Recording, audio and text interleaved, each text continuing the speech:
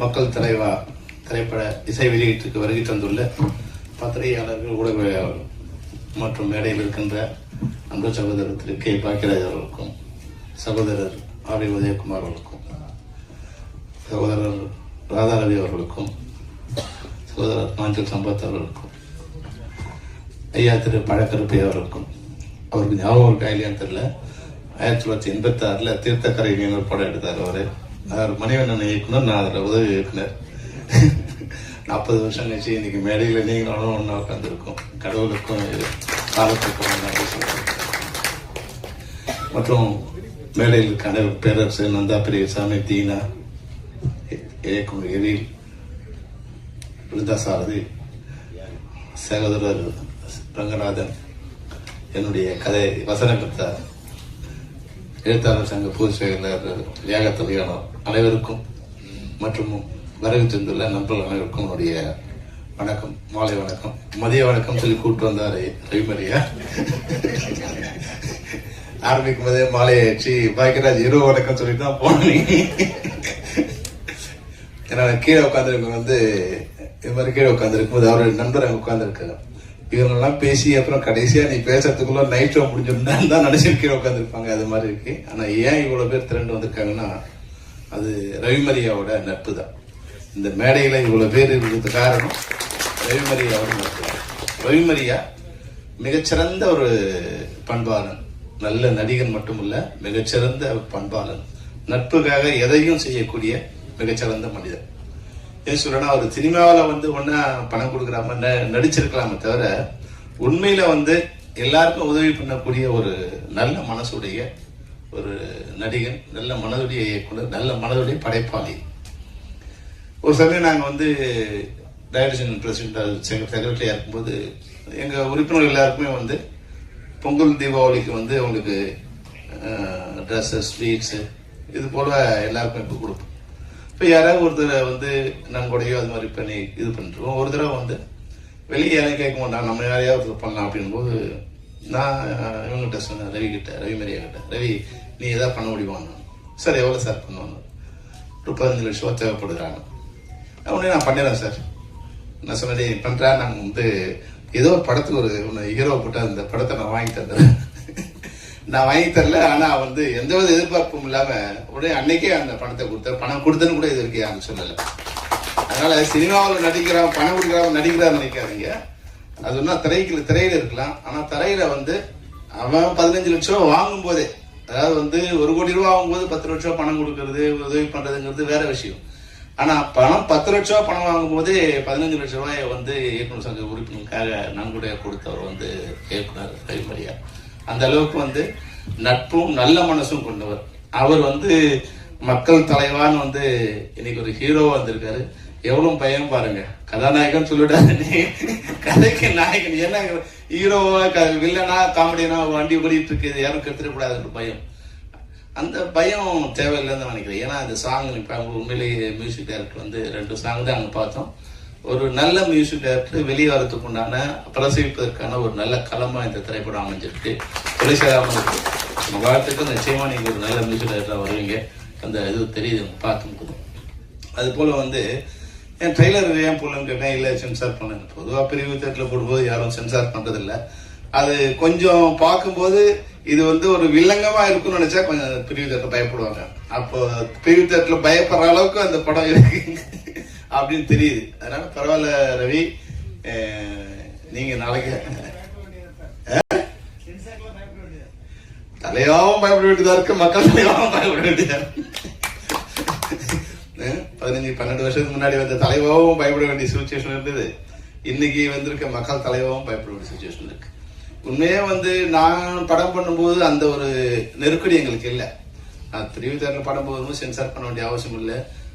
மக்களாட்சி படம் எடுக்கும்போதெல்லாம் நீங்க அன்னைக்கு அது மிகப்பெரிய ஒரு கான்ட்ரோவர்சியலான படம். அந்த படம் எடுக்கும்போது எனக்கு எந்த விதமான பயமும் அச்சமும் இல்லை. ஏன்னா ஒரு உண்மையாவே கொஞ்சம் சுதந்திரம் இருந்த மாதிரி நான் உணர்றேன். ஆனா இன்னைக்கு இருக்கிற படைப்பாளிகளுக்கு கண்ணுக்கு தெரியாத ஒரு பயம் சூழ்ந்து நிக்குது. இது படம் பண்ணலாமா, படம் பண்ணா ரிலீஸ் பண்ணுவாங்க, சென்சார் பண்ணுவாங்களா, சென்சார் பண்ணா தியேட்டரில் ரிலீஸ் பண்ணுவாங்களா? மத்திய அரசாங்கம் இந்த படத்தை சென்சார் பண்ணுமா? அப்படி பண்ணி வெளியே வந்தா மாநில அரசாங்கம் இந்த படத்தை திரையரங்க வெளியிடவே அனுமதிக்குமா? இது மாதிரி பல்வேறு சென்சார்கள் அப்படி வெளியே வந்துட்டா இங்க இருக்கிற ஜாதி கட்சிகளோ இல்ல மத கட்சிகளோ அவங்க ஏதாவது பிரச்சனை பண்ணி படத்தை நிறுத்திடுவாங்களா? இப்போ ஒரு படைப்பாளி தன்னுடைய உண்மையை சொல்றதுக்கு யார் யாருக்கெல்லாம் பயப்பட வேண்டிய சுச்சுவேஷன் இன்னைக்கு இருக்குன்னா, இன்னைக்கு உண்மையை தவிர எது ஒன்னாலும் திரையரங்களை பேசலாம், திரையில பேசலாம். உண்மையை பேசினா மட்டும்தான் அந்த திரைப்படம் வெளிவருவது கஷ்டம். பொய்யை பேசலாம், கற்பனையை பேசலாம், ஆபாசத்தை பேசலாம், அருவறுப்பை பேசலாம், வன்முறையை பேசலாம், கலாச்சார சீர்குலை பேசலாம். ஆனா உண்மையை பேசினா அந்த திரைப்படம் இந்தியாவில் வெளியாவது ரொம்ப கஷ்டம். அதை நான் உணர்ந்து அனுபவிச்சிருக்கேன். அதனாலதான் அந்த ட்ராக்ல இருந்து வெளியே வரதுக்கு ஒரு படம் எடுத்து 14 வருஷம் வனவாசம் போன மாதிரி என்னுடைய குற்றப்பதிரிகை திரைப்படம் ஒரு 14 வருஷம் வனவாசம் போய் என் வாழ்க்கையே திசை மாற்றி அது மாதிரி படங்களை எடுக்க முடியாத ஒரு சூழ்நிலையிலேயே மாற்றி அமைச்சது. ஆனா இன்னைக்கு படம் பார்க்கும்போது ஒரு காமெடியா அது அதுக்கப்புறம் படைப்பாளர்கள் கொஞ்சம் தெரிஞ்சுக்கிட்டாங்க. அது எப்படி விஷயத்தை கொஞ்சம் கவர் பண்ணி அது வெளியே சொல்றது அப்படிங்கறத மக்கள் தலைவர் மாதிரி படங்கள் மூலம் அதை வெளியே கொண்டு வரதுக்கு இயக்குனர் பேசும்போதே அவரே பயங்கரமா ரசி அப்போ ஒருத்தரை பத்தி பேசும்போது அவர் ஒரு குழந்தை மாதிரி பேசுறாரு. இவங்க எப்படி இருக்காங்க, 490 குழந்தை இல்ல, டைரக்டர் குழந்தை மாதிரி பேசி அவங்ககிட்ட எப்படி வேலை வாங்கியிருக்காரு நல்லா தெரியுது. பேச அதான் ஆடி கறக்கணி மாட்டை ஆடி கறந்து பாடி கறக்குறாங்க சொல்லுவாங்க இல்லையா, அது மாதிரி இயக்குனரை பார்க்கும்போது மிக அருமையா புரியுது. இவர் எவ்வளவு சிறப்பா எல்லார்ட்டையும் வேலை வாங்கியிருப்பாரு. உண்மையா நான் இவங்கெல்லாம் கெஸ்டா வந்திருக்காங்க நினைச்சேன். பிழைக்கார பேச சார்லாம் கெஸ்டா வந்திருப்பாங்க நினைச்சேன். ஆனா போஸ்டர் பார்த்தோன்னு தெரிஞ்சு எல்லாருமே நடிகரா இருக்காங்க. அப்போ இந்த படத்துல ஏதோ ஒரு விஷயம் இருக்கு. அது ராதாரவி சார் ரொம்ப அழகா சொல்லிட்டே இருந்தார். ராதாரவி சார் நட்புக்கு ஒரு இலக்கணம் ராதாரவி சார். நான் அசிஸ்டன்டா இருக்கும்போது என்ன மரியாதையோ இப்ப என்ன பார்த்தா என்ன மரியாதை கொடுக்கிறாரோ, இயக்குனரா இல்ல ஒரு சங்கத்தோட தலைவரா பார்க்க என்ன மரியாதை கொடுத்தாரோ அதே மரியாதையை தான் நான் அசிஸ்டன்ட் டைரக்டர் அவரோட ஒர்க் பண்ணும்போது மணிவன் பட சார் அசிஸ்டன்டா இருக்கும்போது அப்போ அவர் நல்ல பெரிய நடிகரா இருக்காரு. ஆனா சாதாரணமா எல்லாரையும் ஒரே மாதிரியா நட்போட படக்கூடியவர். அதனால பெரும்பாலும் என்னோட படத்துல ஏதாவது ஒரு இடத்துல அவர் இருந்துட்டே இருப்பார். ஒரு சமயம் ஒரு படம் பண்ணும்போது ராவத்திற்கு ஒரு படம் பண்ணும்போது ஒரு முக்கியமான ஒரு சீனு நான் சொன்ன ராதாரவி சார் வச்சு பண்ணலாம் சார். ராவத்துக்கு ஐயோ ரொம்ப பணம் கேட்பாரியா, எனக்கு தெரியாது அவனுக்கு. இல்லை சார் நான் பணம் பார்த்துக்கிறேன் சார் அப்படின்னு நான் உடனே ராதாரவி சார் கிட்ட போனேன். சார் என்ன பண்ணாரு என்கிட்ட ஒரு 3 நாள் ஒரு கேரக்டர் ஒன்று இருக்கு சார், நீங்க பண்ணணும். ஆனா பெரிய சம்பளம். அப்படியா சொல்லுவோனே ஏன்னா உங்ககிட்ட நான் சம்பளம் குறைச்சு வாங்கினா நீ வெளியே சொல்ல மாட்டேன்னு சொன்னாலும் மேனேஜர் உடனே 100 பேர் போன் பண்ணி சொல்லுவாயா ராதாரவி இவ்வளவுதான் வாங்கினேன். அதனால ஒண்ணு பண்ண, நீ எனக்கு பணமே வேண்டாம், நான் உனக்கு ஃப்ரீயா பண்றேன் அப்படின்னு சொல்லி அந்த படத்தை ஃப்ரீயா பண்ணி கொடுத்தேன். நான் வேண்டாம் அப்படின்னு. அதாவது நண்பர்கள்னா வெளியேந்து பார்க்கும்போது ராதாரவி சார் ஒரு கரடு முரடான மனிதர் மாதிரி தெரிவார். எப்படி நாஞ்சில் சம்பத்தை பத்தி நம்ம டைரக்டர் சொன்னாரோ அது மாதிரி ரவி சார் கூட வெளியேந்து பார்க்கும்போது ரொம்ப கரடான ஒரு ஆள் மாதிரி தெரியும். ஆனா நீங்க பழகிட்டீங்கன்னா அந்த நட்புக்காக நீங்க என்னவா இருந்தாலும் உங்க கூட பக்கத்து நிற்பார். சில நேரங்கள் நம்ம ஒரு இக்கட்டான சூழ்நிலை இருந்தா கூட மத்தவங்க பயந்து விலகிற நேரம் சூழ்நிலை வரும்போது கூட ராதாரவி சார் நம்ம கூட நண்பர்னா அந்த இடத்துல தைரியமா நிக்கலாம். எவன் போடாலும் ராதாரவி சார் நம்ம பக்கத்துல நிற்பார் அப்படிங்கிற ஒரு தைரியத்தை அவர் கொடுத்துருவார். அதுக்கேற்ற மாதிரி அங்க நின்றுடுவார். படைப்பாளிகள் ஒரு வரும்போது ஒரு பிரச்சனை, மிகப்பெரிய பிரச்சனை நாங்க சந்திக்கும் போது இப்ப எந்த பெப்சிக்கு நான் பிரசிடண்டா இருக்கணும் அதை எதிர்த்தே ஒரு காலகட்டத்தில் நாங்க மிகப்பெரிய ஒரு வார் நடத்திக்கிட்டு இருக்கும்போது ரொம்ப இக்கட்டான சூழ்நிலை கட்டின லுங்கியோட அங்க நின்றுட்டார். காலைல 5:30 மணிக்கெல்லாம் கட்டின லுங்கியோட அங்க ஆண்டாவதத்துல நின்று என்ன பிரச்சனை நான் அவங்க கூட நிக்கிறேன். அது போல அன்னைக்கும் சரி இன்னைக்கும் சரி இன்னைக்கும் நண்பர்களுக்கு உதவுவதில் எந்தவித எதிர்பார்ப்பும் இல்லாத ஒரு மனிதர் ராதாரவி. அது மட்டும் இல்ல, இந்த படத்தை பத்தி ரொம்ப அழகா படத்தை பத்தியும் கேமராமேன் பத்தியும் ரொம்ப பிரமாதமா சொல்லிட்டே இருந்தார். கார்த்திக் சின்ன தயாரிப்பாளரோட ஒரு சூப்பர் ஸ்டார் கேமராமேன் கார்த்திக். அவ்வளவு அழகா என்ன இருக்கோ அதுல மிகச்சிறப்பா படம் பண்ணக்கூடிய அப்போ ஒரு டெக்னீஷியனை பத்தி அது வெளியே இப்ப இவங்க சொன்னாதான் தெரியும். இப்ப கார்த்திக் யாருன்னு எனக்கு தெரியாது. ஆனா கார்த்திகை பத்தி வர்றதுக்கு முன்னாடியே பிரபலியமா இருக்கிற நடிகர்கள் சொல்லும் போது நிச்சயமா அவங்களுக்கு அவங்க வாழ்க்கையில ஒரு வெளிச்சம் கிடைச்சிடும். அது போல கார்த்திகை பத்தி ரொம்ப அழகா சொல்லிட்டு இருந்தார். இந்த படம் மக்கள் தலைவா. அது மட்டும் இல்ல, கீழே வந்து பாருங்க ஃபார் சேல் இருக்கு. இது அது புரிஞ்சவங்களுக்கு தெரியும் அது என்ன, அதனோட மீனிங் என்ன. அது போடுறதுக்கு, அதை யோசிக்கிறதுக்கு ஒரு தைரியம் வேணும், அதை போடுறதுக்கு ஒரு தைரியம் வேணும். நிச்சயமா நம்ம யாரையும் வந்து அரசியல்ல வந்து யாரையும் குறை சொல்ல போறது. சில நேரங்களில் விமர்சனங்கள் வந்து வைக்கிறது என்னன்னா, அந்த விமர்சனங்கள் பாட்டிலுக்கு 10 ரூபாங்கிறது வந்து பல பேர் சொல்லிட்டே இருந்தாங்க. ஆனா நிச்சயமா திரையில வந்து அது வரும்போது நல்ல வேலை இவர் சொன்னாரு வந்து ஃபார்ச்சுனேட்டா வந்து பேரரசு பண்ணாரு. நான் நினைக்கிறேன் அன்பார்ச்சுனேட்டா பேரரசு பண்ணியிருக்காரு. ஒருவேளை பண்ணாம இருந்தாலும் அவர் இன்னைக்கு ஒரு மினிஸ்டரா கூட இருந்திருக்கூடிய வாய்ப்பு இருந்தது.